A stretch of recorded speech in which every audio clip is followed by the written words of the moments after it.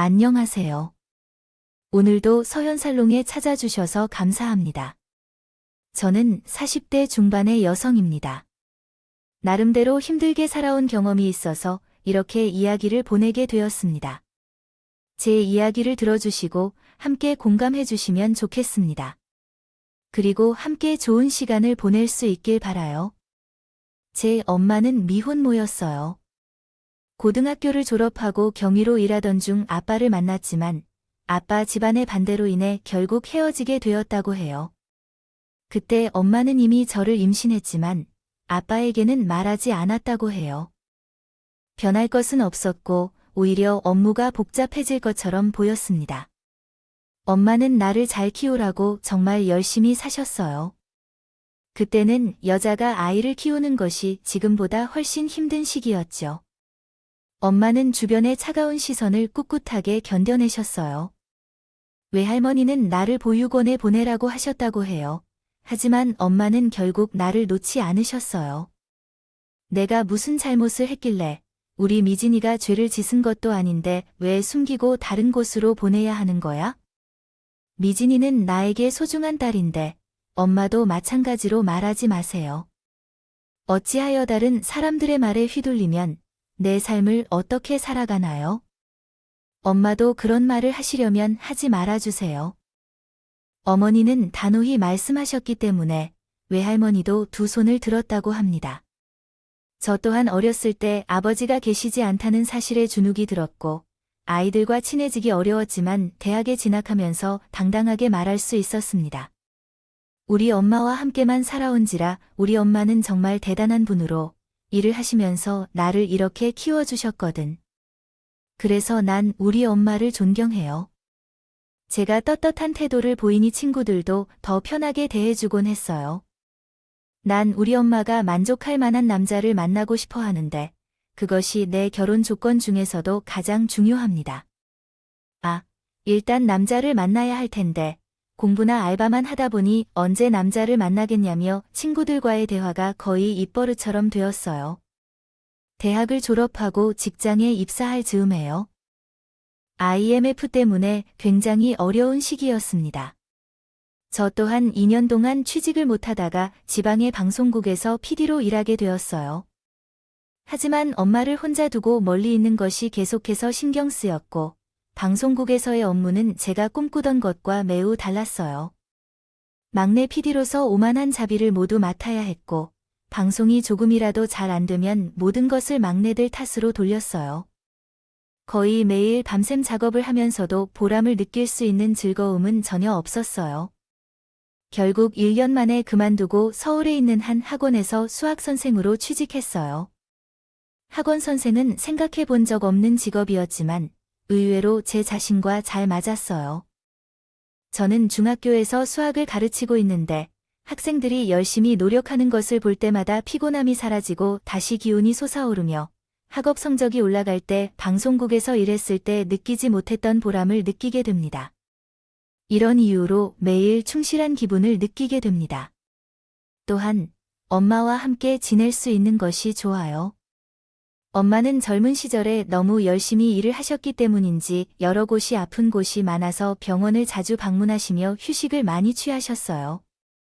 큰 질병은 없었지만 관절염부터 위염, 과민성 대장 증후군, 비염, 눈병 등 여러 병을 가지고 계셔서 병원을 자주 다녔습니다.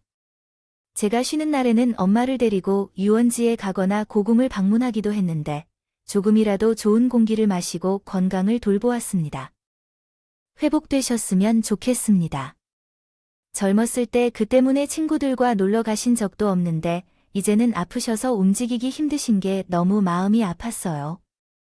미진아, 이런 좋은 곳에는 남자랑 와야지. 맨날 엄마하고 이러지 말고 내가 좋은 사람 만나면 엄마 병도 전부 싹 나을 것 같아. 알아, 나도. 근데 아직 마음에 드는 사람이 없는 걸 어떡해? 정말 콱 꽂히는 사람이 생기면 바로 엄마한테 소개시킬게. 말은 그렇게 했지만 제 주변에는 눈에 들어오는 사람이 없었어요.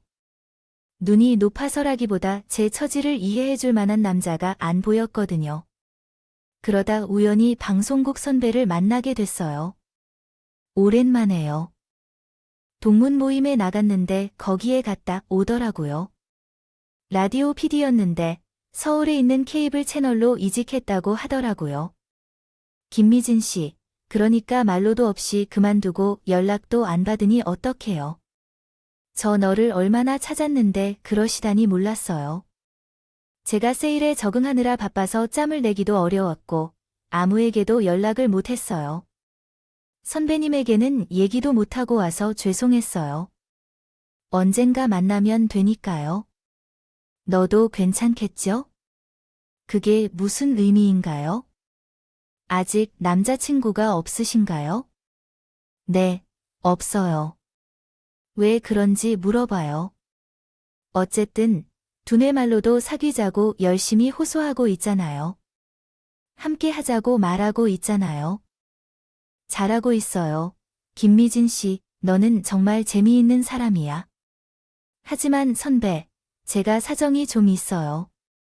절대 선배를 싫어하지는 않아요. 생각 좀 해볼게요. 키도 크고 훈남 스타일인 선배가 나에게 그런 말을 한 것도 놀라웠어요. 선배를 싫어하지는 않았어요. 오히려 좀 의아한 마음도 있었죠.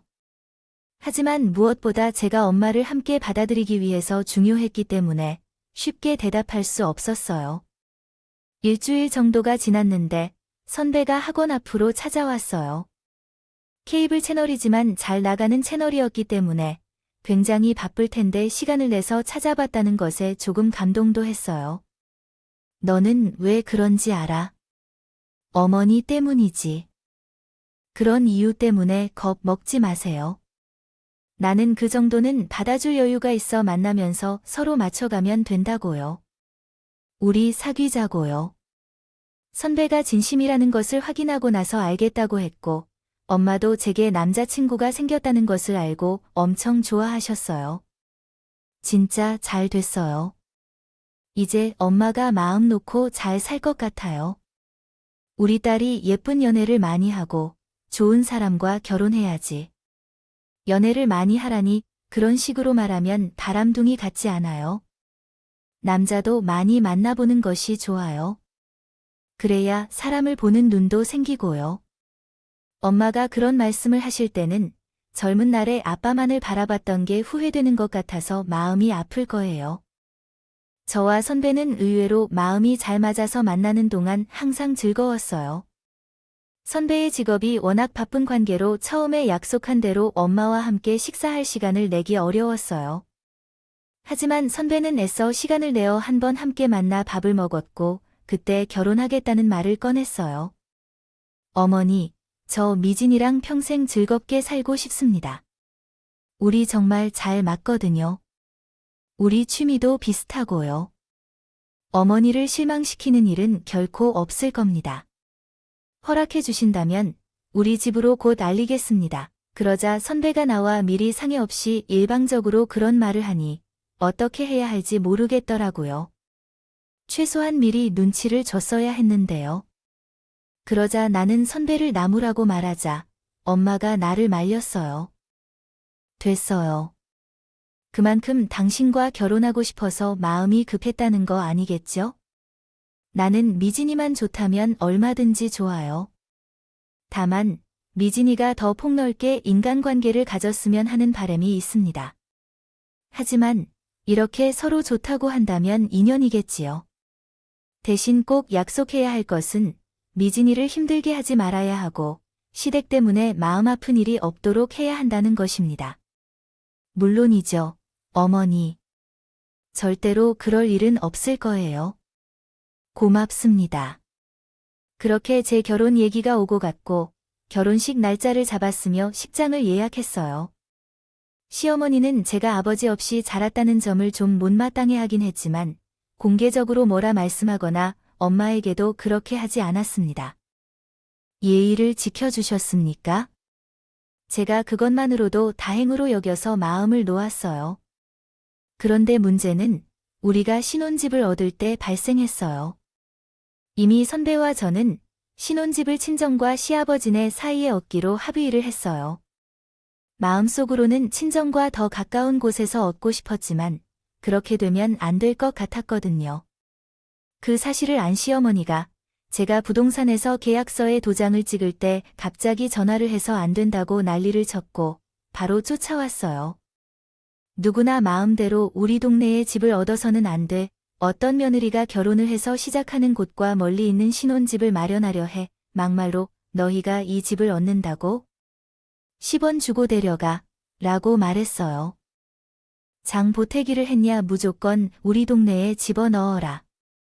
아니면 이 결혼을 취소다. 어머니, 지금 갑자기 이러시면 저희도 곤란해요. 그건 그 사람하고의 얘기가 끝난 거고 여기가 시작하고 친정은 딱 중간이라 아주 공평하다고 해요. 그러니까 싫다고 왜 공평해야 되는데? 그리고 너 계산 잘해라. 여기 거리상으로는 중간처럼 보여도 지하철을 타면 니네 친정이 더 가깝다. 내가 모를 줄 알았어. 시댁 늙은 이들 이런 거에 속을 만큼 어리버리해 보였냐? 얘가 결혼 전부터 찬물이라 쓰면서 음흉하게 구네. 제가 아무리 그런 게 아니라고 해도 말이 안 통했어. 그 자리에서 결론이 나지 않자 시어머니는 엄마에게 전화를 했다고 하더라고요. 솔직히 말씀드리면 저희 결혼은 마음에 들지 않아요.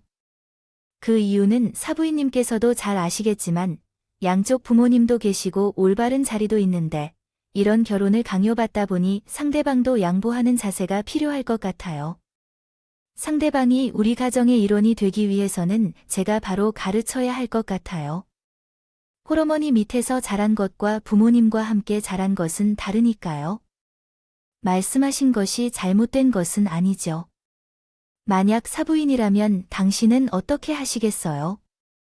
목소리가 너무 크다 보니 제 옆에 있는 저한테까지 소리가 다 들리더라고요. 정말로 그 소리가 너무 커서 뒤집어버리고 싶을 정도예요. 엄마는 이해한다며 전화를 끊고 시어머니의 말에 따르라고 하셨어요. 하지만 왜 엄마는 이게 옳다고 생각하는지 의문이 들어요. 옛날의 사고방식을 왜 따라가서 나이에 결혼을 그만두려고요?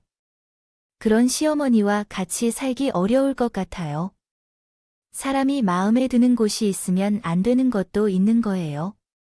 그래도 그 집 부모님과 박서방과의 분위기가 괜찮더라고요. 나는 박서방도 싹싹하고 부모님과 사이가 좋은 것 같아서 허락했어요. 시댁이라는 곳은 여자들한테는 그래요.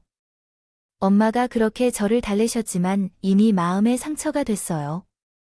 어쩔 수 없이 신혼집을 시댁 바로 앞에 얻었어요.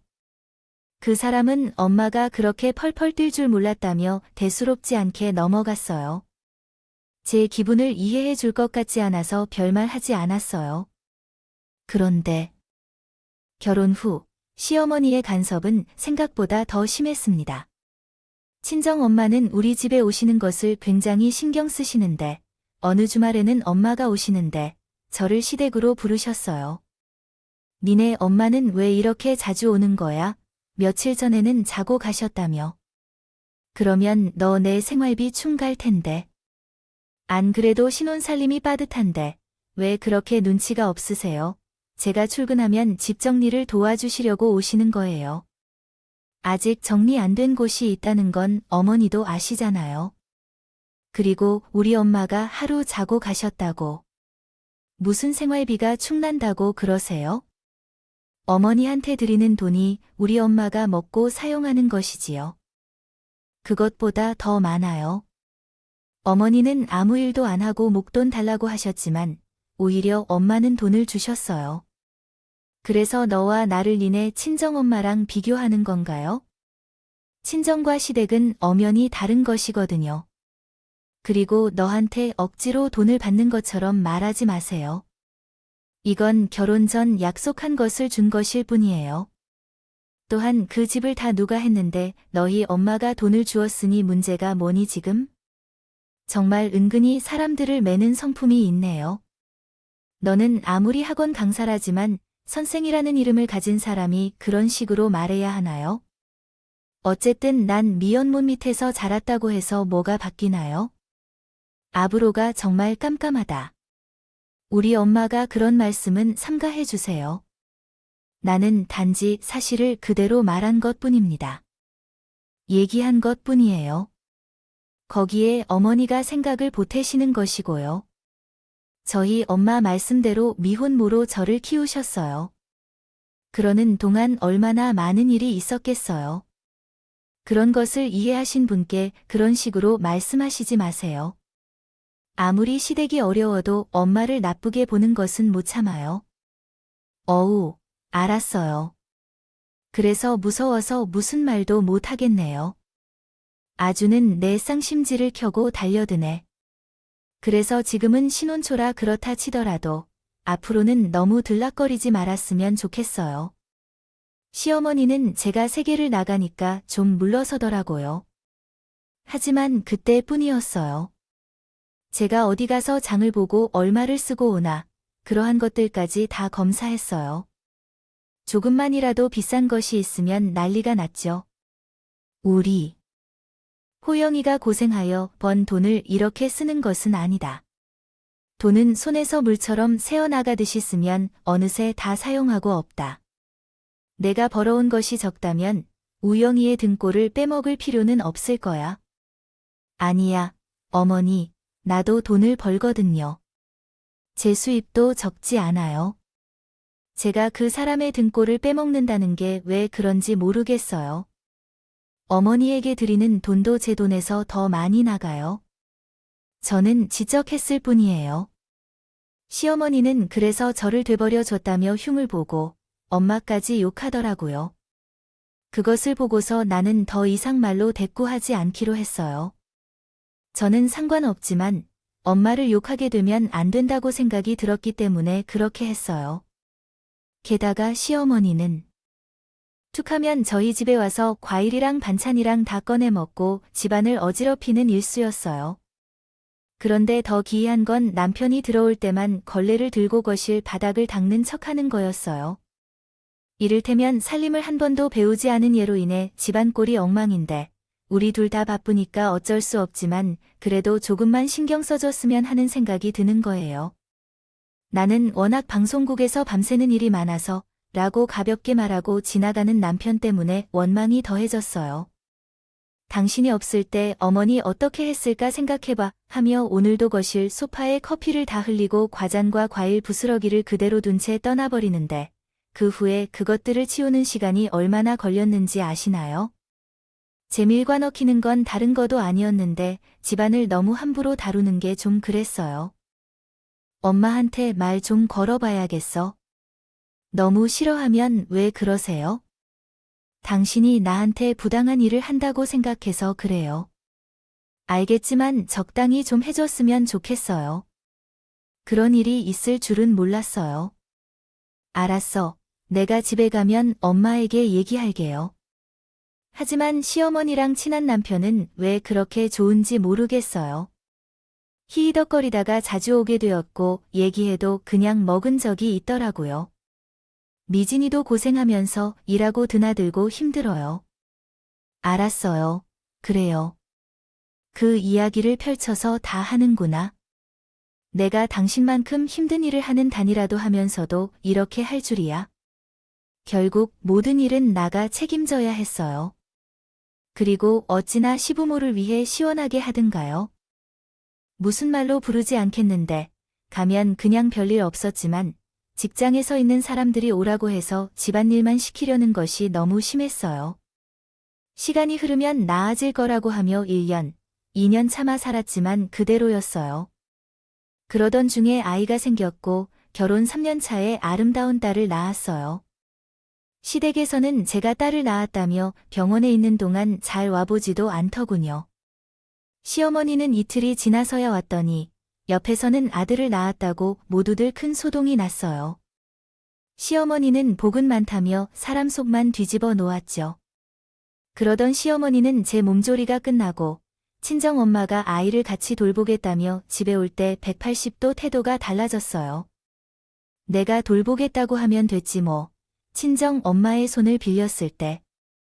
너는 이제 우리 집의 사람이야. 언제까지 그러고 살 거니? 너희 엄마 몸도 안 좋으시다며 몸조리 해준 걸로 끝내고 나에게 아이처럼 보자고 했어. 나는 웬일인가 싶어서 감사하다고 인사를 하고 엄마에게 마음 놓고 집에 가라고 했어. 그래도 자기 손녀라고 나에게 하는 것과는 다르구나 했어. 그런데 어느 날 발견한 것은 나의 완벽한 착각이었어. 시어머니는 아이를 돌보란 명목으로 월급을 달라고 하더니 돈만 받고는 오지 않는 날이 더 많았어. 제대로 오는 날이 일주일에 2번? 와서도 1시간은 있지 못하고 마트에 간다며 친구가 부른다며 자주 들락거렸어. 그래서 나는 마음 놓고 다시 일하러 나갈 수도 없어서 하루 종일 아이를 돌보고 집안일에 남편까지 챙기느라 정신이 없었어요. 결국 제가 참다 폭발하고 말았어요. 어머니께서는 이러려고 저희 엄마 오라고 하지 말라고 하시고 애를 봐준다고 하셨어요. 도움을 받는 만큼 달라며 월급까지 받아가셨지만 한 번도 제대로 봐주신 적이 없었잖아요. 이렇게 계속 하시면 제가 그 돈으로 도우미를 불러야 할 것 같아요. 야, 너가 뭘 몰라서 그러는데 집안 분위기라는 거야? 내가 꼭 옆에 붙어 있어야 하는 게 아니라 잠깐 같이 있어도 아이들은 다 배워. 남들한테 돈 주고도 못 받는 걸 내가 해주는 건데 너가 그렇게 돈돈거리니 아이가 뭘 배우겠어? 애 앞에서 말 조심해. 정말 아무것도 배우지 않았다고 매사가 이렇게 되는 것 같아. 어머니야, 제발 그런 말 그만 하시길 바래요. 제가 할 수 없는 일도 아니고요. 돈도 나는 어머니에게서 받는 게 아니라 제가 스스로 벌어오는 거예요. 그렇죠? 어디서 소리를 지르던지 언제든지 날 시험하지 그만해 주실 수 있나요? 뻑하면서 버럭버럭 소리 지르고 시끄러운 길을 무슨 지나가는 개보다 못하는 것을 알면서 그런 식으로 못 살겠으면 이혼하면서 살아갈게. 우리 우영이는 더 나은 삶을 살 만큼 자신이 있어. 그런데 너는 아이, 내 딸, 혼자 살면서 남편 없이 어떤 대접을 받고 살 거니? 너희 엄마를 보면서 잘 알잖아. 그 순간부터 내 안에 속으로 갈기갈기 찌르는 것이 시작되었어요. 위에서는 안 될 말이 있는데 자기보다 못해 보인다고 저렇게 함부로 하는 건 견딜 수가 없더라고요. 물론 엄마가 어떻게 살았는지 본 것 때문에 이혼이라는 게 많이 두렵기는 했죠. 아이한테 제가 저처럼 아빠가 없는 외로움을 느끼게 하고 싶지 않았고요. 조금만 참으면 아이가 조금 커지면 달라질 거야. 아이가 학교에 들어가면 이사를 갈 거고, 그러면 이 지겨운 생활이 좋아질 거야. 그런 마음뿐이었지만 이렇게 사느니 차라리 혼자 고생하는 게 나을 거라는 마음으로 바뀌었어요. 결혼하고 아이를 낳고도 전과 똑같이 자유롭지 않았어요. 회사에서 최소 사흘은 밤새며 자고 들어오는 그 사람은 집안에서 제가 어떤 전쟁을 치르며 사는지 몰랐고, 제가 이야기해도 대수롭게만 받았어요. 넘겨버렸거든요. 남편은 오히려 더 여유로 보였어요. 대체 누구의 행복을 위한 결혼이었는지 회의가 들기 시작했어요. 아이가 아파서 밤중에 응급실에 가는 상황이 생겼어요. 전날 시어머니가 아이를 데리고 공원에 나갔다가 알고 보니 친구들과 수다 떨며 쌀쌀한 날씨에 아이가 옷도 제대로 입지도 못하고 혼자 유모차에 방치돼 있었더라고요. 제가 우는 채 친정 엄마에게 전화를 했고 엄마는 자다가 머리도 제대로 빗지 못한 채 병원으로 달려왔어요. 아이는 전에도 감기 기운이 있었는데 많이 악화된 것 같았어요. 그래서 밤새 병원에 있다가 집에 돌아왔어요.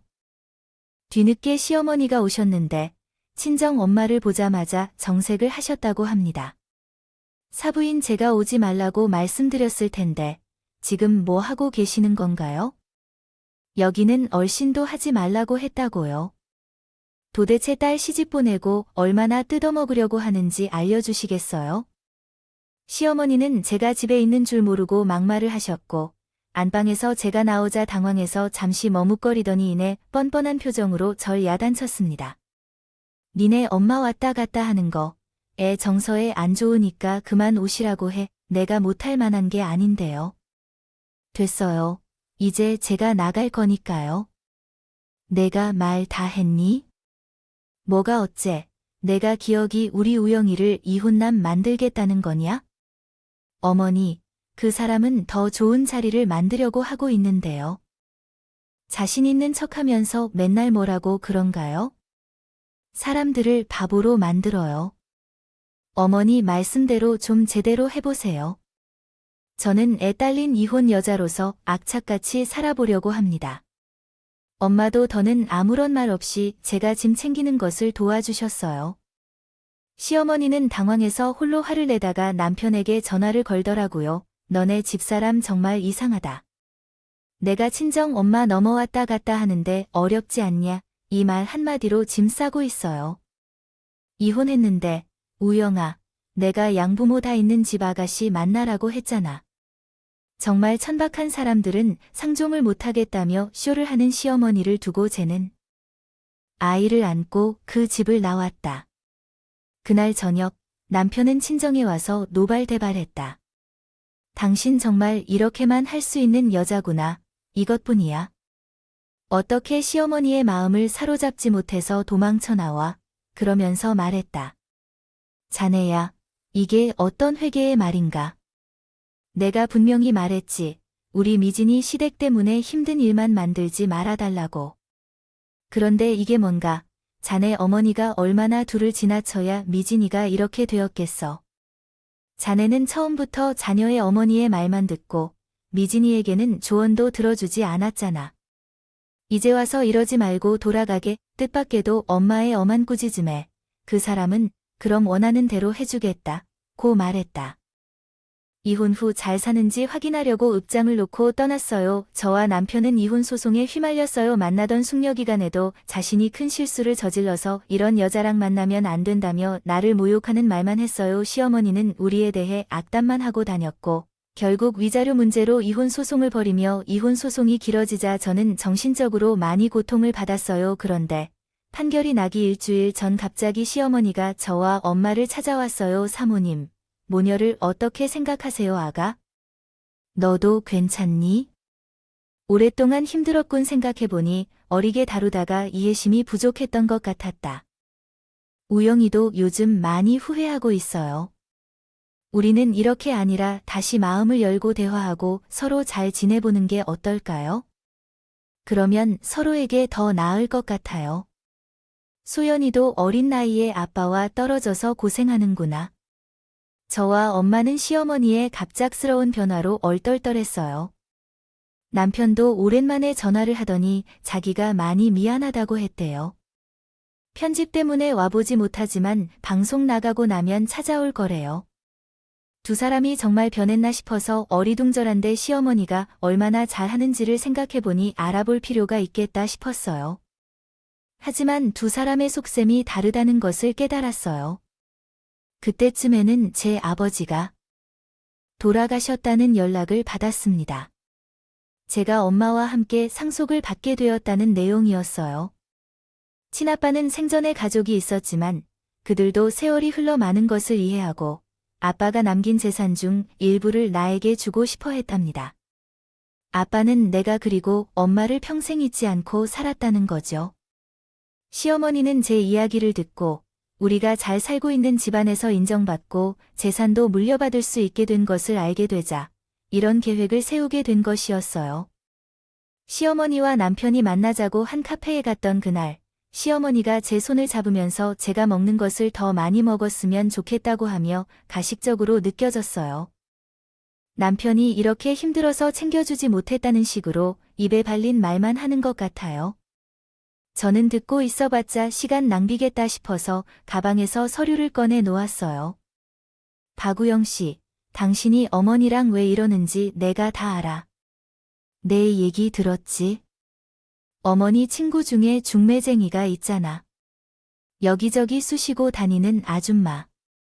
그래서 나도 그 아줌마한테 알아본 게 있어.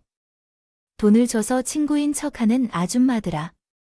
둘이 원룸 하나서 거기 다른 사람에게 세줬던데 집주인한테 얘기도 안 하고. 그게 불법인 거 알고 있지? 응, 세아가 내가 이렇게 남매를 조사하고 협박하면 불법이야. 맞아. 당신 이러면 큰일 나. 잘못하면 경찰에 신고당할 수도 있다고 이거요. 저희 개인정보인데요. 둘 다 남석인 사이에 등쳐먹으며 누구에게 불법이라고 경찰 조사나 협박을 하고 있어요. 원룸이 있는 건물을 샀거든요. 그래서 그 건물은 이제 제 것이라고 해요. 저는 제 건물에서 그런 일을 하는 사람들을 용납할 수 없어서 나가주셔야겠다고 이야기했어요. 오늘 이만 전화를 왔으니까 알아서 나가세요. 일어나자마자 시어머니와 남편이 제 길을 막고 사정을 했어요. 예, 이러지 말고 우리 허물없이 대화하자고 말했어요. 만난 자리에서 그런 심정엔 없는 말이 또 속일 줄 알기에 저는 시어머니의 손을 매몰차게 뿌리쳤어요. 남편은 어쩔 줄 몰라 허둥대다가 여보, 내가 잘할게 했어요.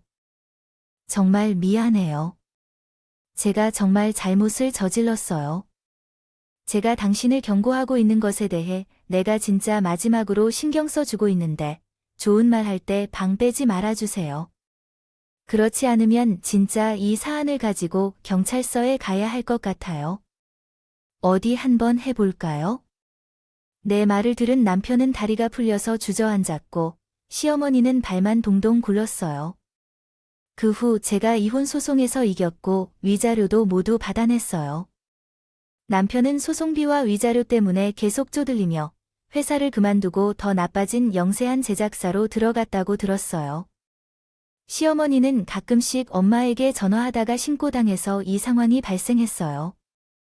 경찰 앞에서 싹싹 청하는 모습이 보였고요. 정말 50도 안 되는 인생이지만 젊은 시절 경험했던 일들 때문인지 그 이후로 큰 문제 없이 잘 살고 있다고 하네요. 지금은 제 온도를 재앙했고 남편과 이혼하여 이후 다른 분과 결혼해서 10년 넘게 즐겁게 살고 있다고 합니다. 제 얘기는 여기까지예요. 들어주신 모든 분들이 항상 행복하셨으면 하며 여러분의 일들이 잘 풀리기를 빕니다. 사연 댓글에 응원과 현명한 조언을 부탁드리며 좋아요와 구독은 큰 힘이 됩니다. 오늘도 좋은 일들이 가득하길 바랍니다. 감사합니다.